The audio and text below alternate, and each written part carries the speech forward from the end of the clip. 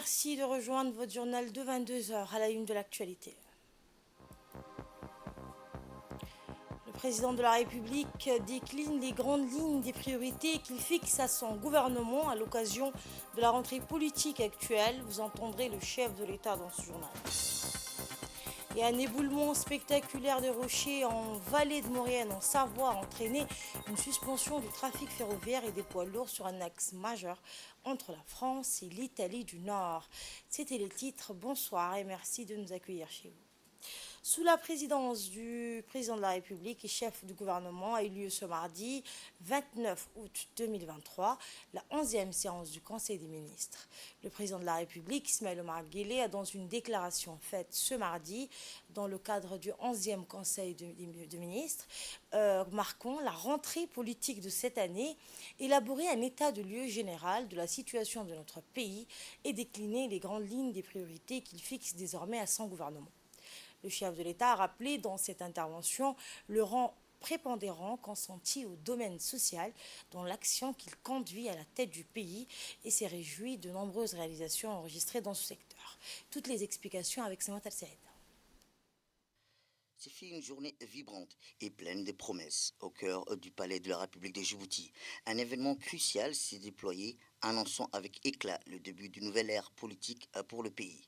Guidé par la vision inspirante du président de la République, son Excellence Ismaël Omar Guelleh, le tout premier conseil des ministres de la saison politique prenait vie, affirmant l'engagement indéfectible envers le progrès, l'essor et le développement.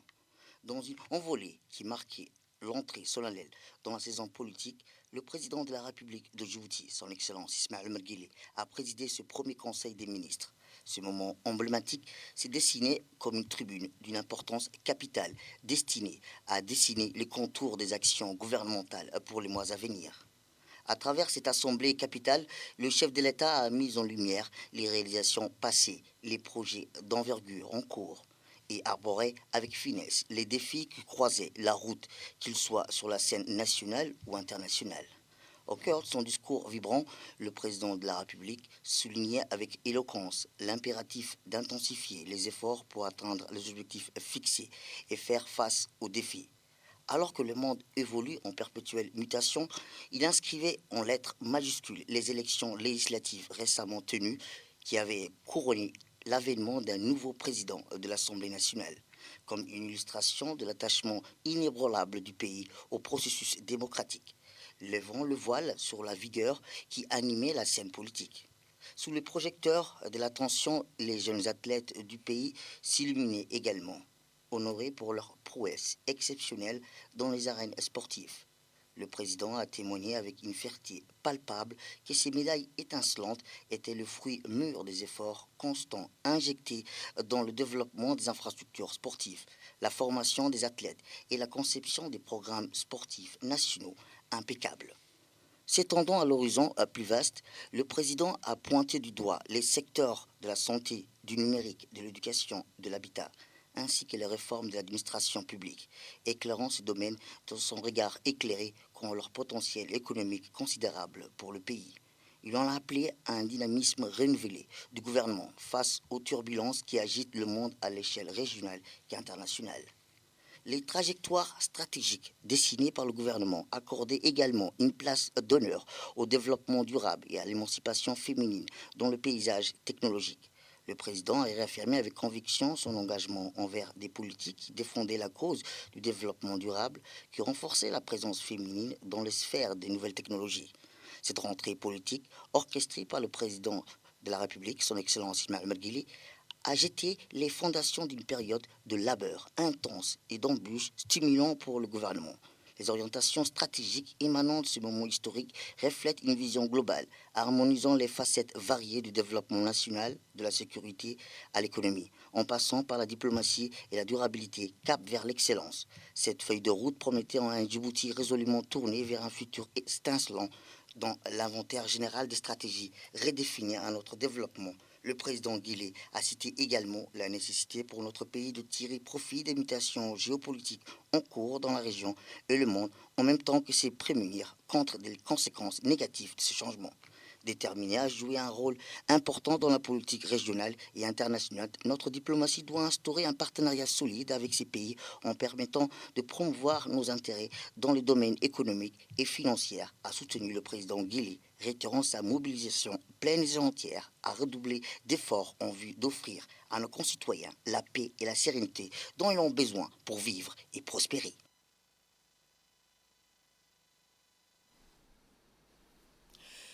Le chef de l'État donc a souligné plusieurs points lors de cette séance, donc cette 11e séance du Conseil des ministres en matière de santé. Notre engagement, a-t-il dit, indéfectible à travers l'élargissement de la couverture santé universelle et le développement durable a conduit à une série de mesures avisées. C'est à ce sujet à féliciter Ismaël Marguelé. Le chef de l'État a mis par ailleurs à profit cette allocution pour élaborer l'inventaire général des mesures engagées dans les domaines relatifs à la gestion des finances publiques et à la réforme des entreprises de l'État.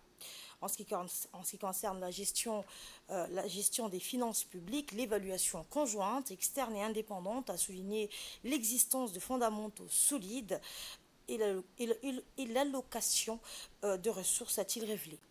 Eh bien, l'investissement privé a fortement accéléré depuis le début de l'année 2023, s'est réjoui le chef de l'État. Déterminé à jouer un rôle important dans la politique régionale et internationale, notre diplomatie doit instaurer un partenariat solide avec ces pays en permettant de promouvoir nos intérêts dans les domaines économiques et financiers, a soutenu le président Guillet. Ismaël Omar Guelleh, dans une déclaration faite aujourd'hui dans le cadre du 11e Conseil des ministres marquant la rentrée politique de cette année, élaboré un état du lieu général de la situation de notre pays et décliné les grandes lignes des priorités qu'il fixe désormais à son gouvernement. Dans la première partie de son intervention, le président Guelleh a fait un état des lieux de l'action gouvernementale et le chemin parcouru. Écoutons le chef de l'État pour plus de détails. بسم الله الرحمن الرحيم الحمد لله والصلاة والسلام على رسوله الأمين سيدنا وحبيبنا محمد صلى الله عليه وسلم. Pour cette 11e séance du Conseil des ministres, j'aimerais revenir sur nos dernières réalisations, le chemin parcouru ensemble et également partager avec vous les perspectives qui sont les nôtres. Mesdames et messieurs les membres du gouvernement, l'année 2023, à l'instar de l'année antérieure, a été caractérisée par d'importantes mutations géopolitiques, aussi bien sur la sphère internationale que sur la sphère régionale. Et il nous appartient de saisir les multiples défis qui se dressent devant nous, tout en considérant davantage les nombreuses opportunités qui s'offrent à nous. Le récent sommet des BRICS, où j'ai eu l'honneur de représenter notre pays, et l'IGAD, constitue une parfaite illustration du monde de demain qui nous attend. Un monde où les cartes seront mieux redistribuées, où de plus en plus des pays du Sud s'affirmeront et trouveront leur propre voie pour assurer leur développement. À l'image des pays du Sud, nous persévérons dans la voie du développement, déterminés à jouer un rôle important dans la politique régionale et internationale. Notre diplomatie doit instaurer un partenariat solide avec ces pays en permettant de promouvoir nos intérêts dans les domaines économiques et financiers. Mesdames et messieurs, l'année 2023 a permis l'installation d'une nouvelle mandature, la 9e, et l'élection d'un nouveau président à l'Assemblée nationale. Lors de ces dernières élections, nos compatriotes ont su faire preuve de maturité, ont montré leur adhésion à la politique que nous menons et ont bien voulu nous renouveler leur confiance. À travers ce vote de confiance, ils nous ont insufflé un nouveau souffle et nous sommes conscients qu'au-delà de la confiance qu'ils portent en nous, les attentes n'en demeurent pas moins et il nous appartient d'y répondre et de faire avancer nos différents chantiers. Ce nouveau monde que nous appelons de tout neveu arrive, mais emporte en lui également des sources d'instabilité, comme nous le voyons sur tous les continents, mais aussi dans notre sous-région. Ces crises, nous devons les surmonter et les affronter pour offrir à nos concitoyens la paix et la sérénité dont ils ont besoin pour vivre et prospérer. Nos forces de sécurité œuvrent sur notre territoire, mais aussi à l'extérieur, pour assurer notre sécurité. Nous devrons également œuvrer sur la sécurité intérieure et un contrôle accru des migrants irréguliers et renforcer la sécurité routière à travers l'accélération et la présentation du nouveau code de la route. Dans le domaine social, la stratégie nationale de protection sociale 2018-2022 a été notre socle pour amortir les chocs et renforcer la résilience de nos concitoyens. Nous avons également mis en place une feuille de route visant à éradiquer les bidonvilles et à assurer un logement abordable pour tous. À cet effet, le gouvernement s'efforce d'augmenter l'offre de logements et de parcelles viabilisées pour chaque catégorie de la population.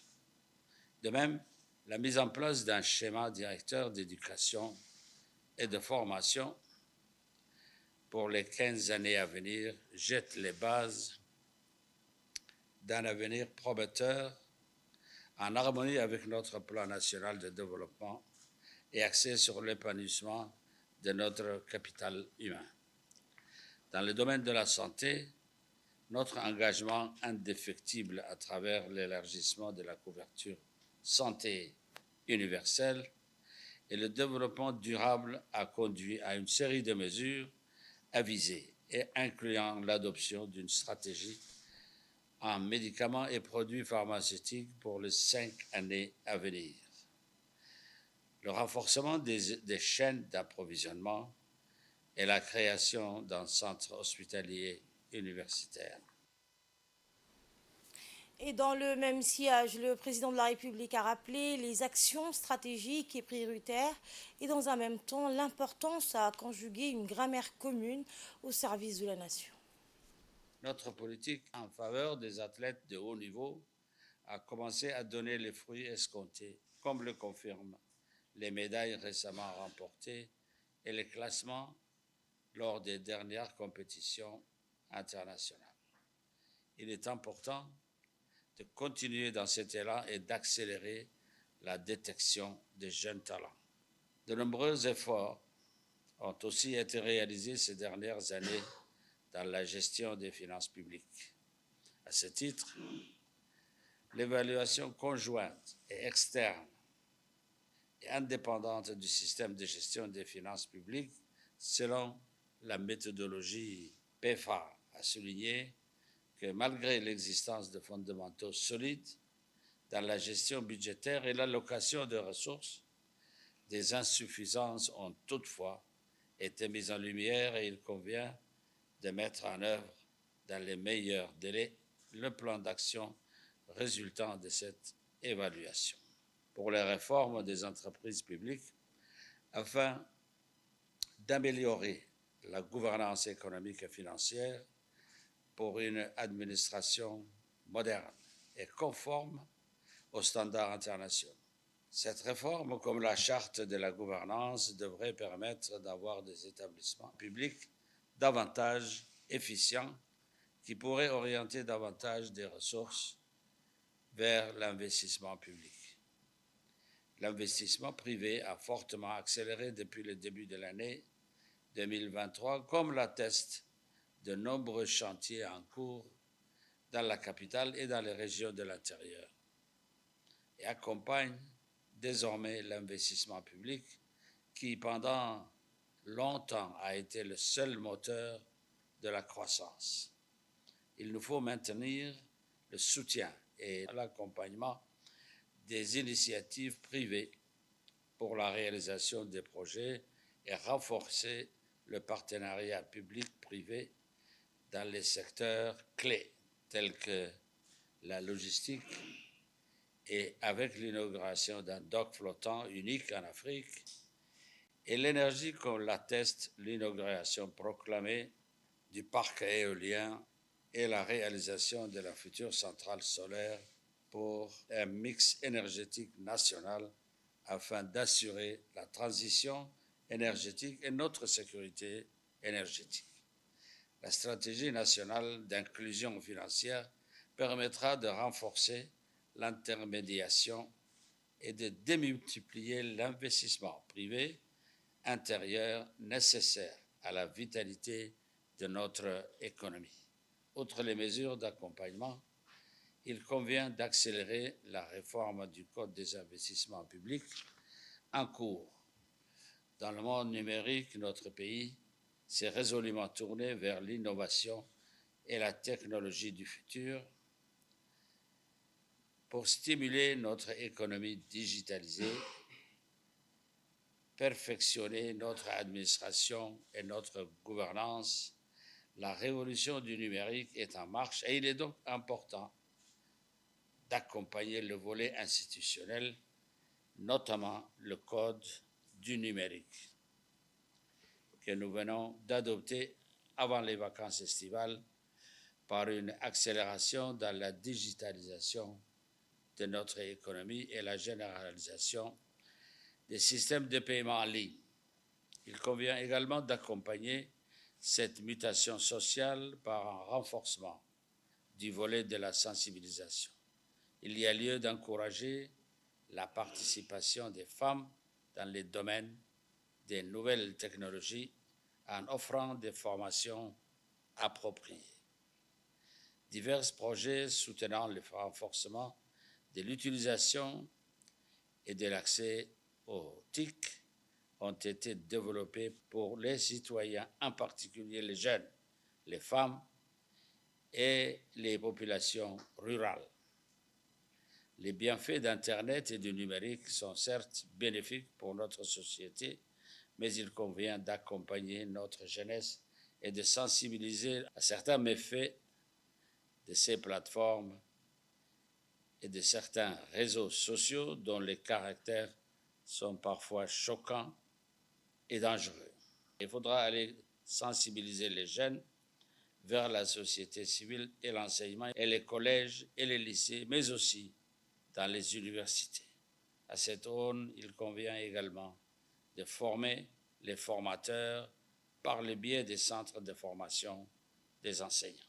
Mesdames et messieurs, résolument tournés vers l'avenir, notre demain se doit être concerté et coordonné pour notre quête de développement et de lendemain meilleur.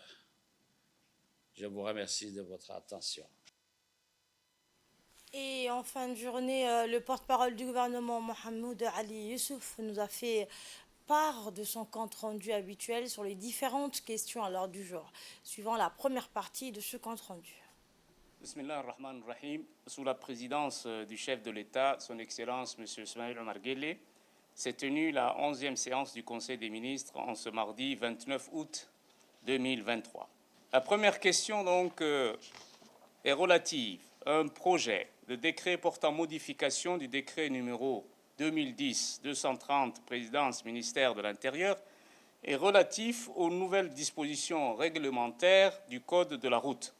Ce projet de décret concerne donc le système de numérotation des véhicules particuliers réceptionnés à la direction des mines. En effet, l'ancienne réglementation stipulait que le numéro d'immatriculation de la série normale se compose d'un groupement de symboles formés successivement d'un nombre de 3 chiffres, en plus de la lettre D, caractérisant la République de Djibouti, et d'un nombre de 2 chiffres en plus correspondant à la série d'immatriculation. Par contre, le décret numéro 210-023-0230, présidence ministère de l'Intérieur, en vigueur, et relatif au niveau dispositions réglementaires du Code de la route stipule en son article 10, l'alinéa 4, sous réserve des dispositions de l'article 229 du Code de la route et sur présentation d'une attestation délivrée par la direction des douanes, les véhicules sont immatriculés soit dans les séries D, E, F, G, H, I, J, K, L, M, N pour les véhicules des particuliers. En même temps, il ne sera plus possible de respecter le système de numérotation actuellement utilisé dans la mesure où ce système sera obsolète. C'est pourquoi il est plus que nécessaire de mettre en place une nouvelle numérotation complétant l'existant et permettant la continuité de service en matière de réception et d'immatriculation des véhicules des particuliers et donc de la série normale D. En outre, les modifications apportées au décret susmentionné portent essentiellement sur l'augmentation à 3 au lieu de 2 chiffres de la série d'immatriculation des véhicules des particuliers après le symbole D. Et suivons à présent la seconde partie du compte-rendu de cette 11e séance du Conseil des ministres, marquant la rentrée politique de cette année, compte-rendu qui nous est fait par le porte-parole du gouvernement. La deuxième question est un projet d'arrêté relatif à l'attribution d'une parcelle de terrain. Cette parcelle, 6 à Nagat et à Djaban As, en fait, il s'agit de 2 parcelles de terrain attribuées donc au profit de la CAC International Bank. Ces 2 parcelles d'une superficie, la première de 490 000 m², donc située à Nagat, et l'autre d'une superficie de 460 000 m², celle-ci, la dernière, donc située au PK13 à Djaban As, sont attribuées à titre onéreux, à savoir 1 500 francs Djibouti par mètre carré pour l'implantation de projets immobiliers. La quatrième question est relative à un projet d'arrêté portant attribution également d'une parcelle de terrain 6 à Nagat au profit de l'East Africa Bank. Cette parcelle d'une superficie de 260 000 m² est également attribuée à titre onéreux, à savoir 1 500 francs Djibouti le mètre carré, également pour l'implantation d'un projet immobilier.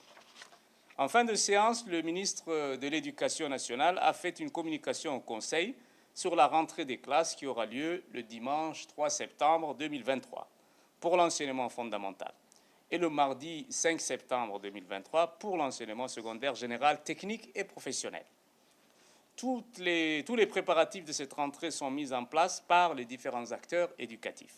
Le ministre de l'Éducation et son équipe présenteront dans les supports médiatiques les détails de cette rentrée, les problématiques prioritaires consignées dans une lettre de rentrée 2023 adressée à tous les acteurs du système éducatif.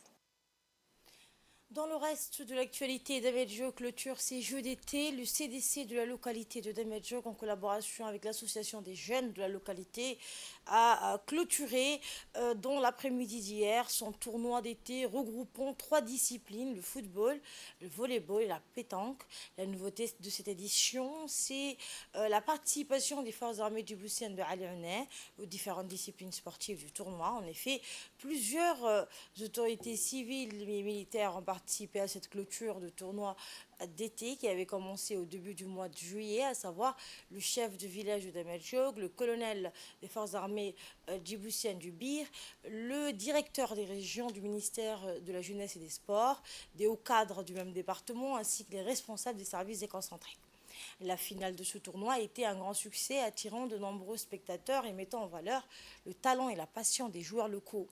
La 4e édition du tournoi s'est avérée être une compétition passionnante. En football, 2 équipes se sont affrontées au match de la finale, l'équipe de Damedjok et l'équipe de la formation de Douda. La victoire a été en faveur de Damedjok qui a remporté le match par un score de 1-0.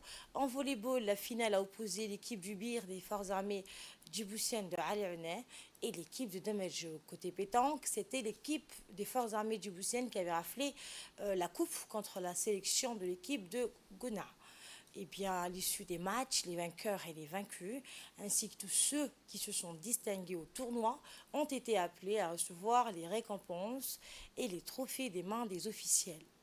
Pour rappel, ce genre d'initiative est de nature à faire émerger de nouveaux talents et répondre aux besoins et attentes des jeunes, notamment dans le champ des activités physiques et sportives.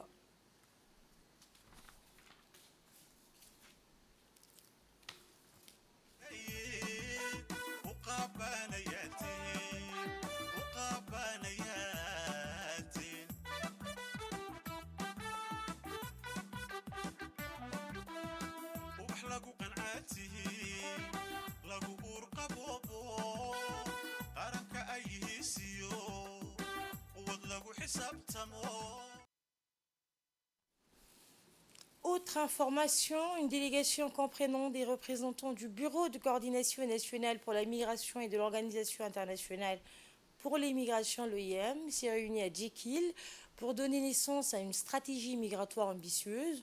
Ce séminaire de 2 jours offre à chaque acteur et intervenant la possibilité de contribuer activement à l'opérationnalisation du plan d'action quinquennal en identifiant les thèmes prioritaires ainsi que les rôles cruciaux de chacun dans les discussions, qui conduiront inévitablement à des recommandations concrètes.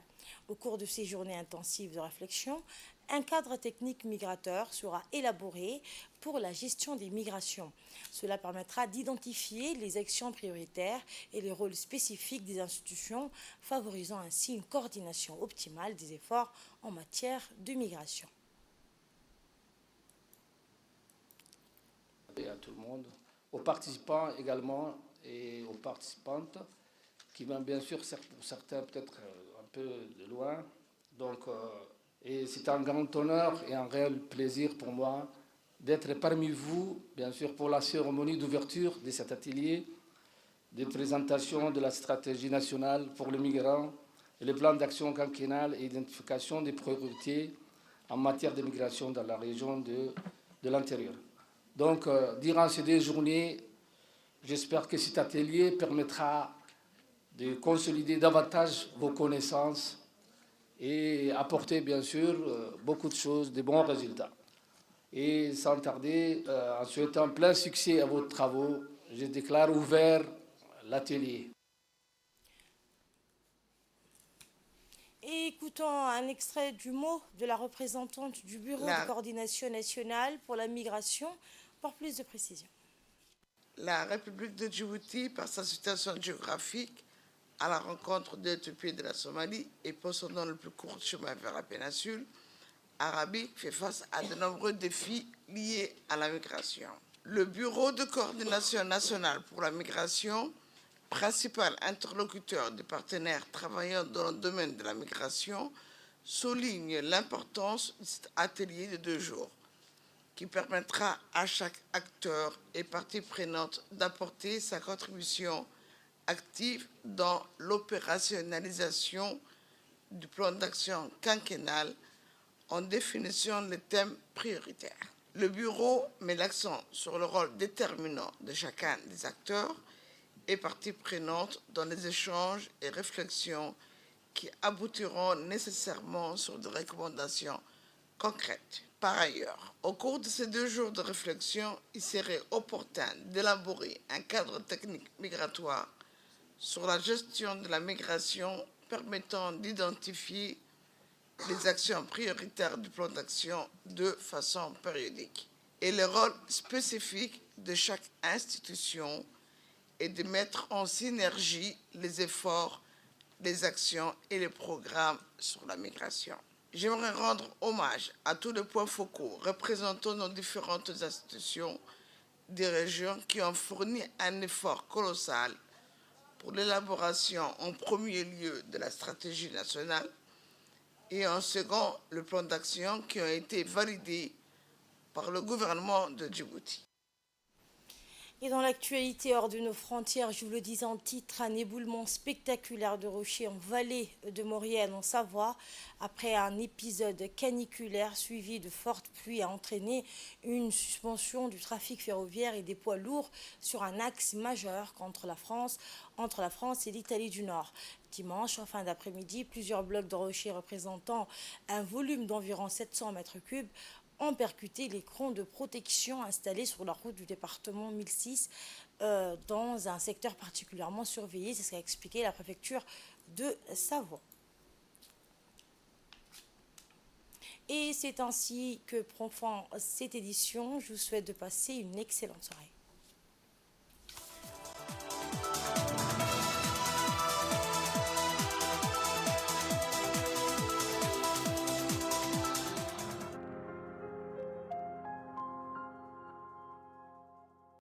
C'est la rentrée scolaire. Chers parents, voici quelques conseils pour aider votre enfant en situation de handicap dans son apprentissage.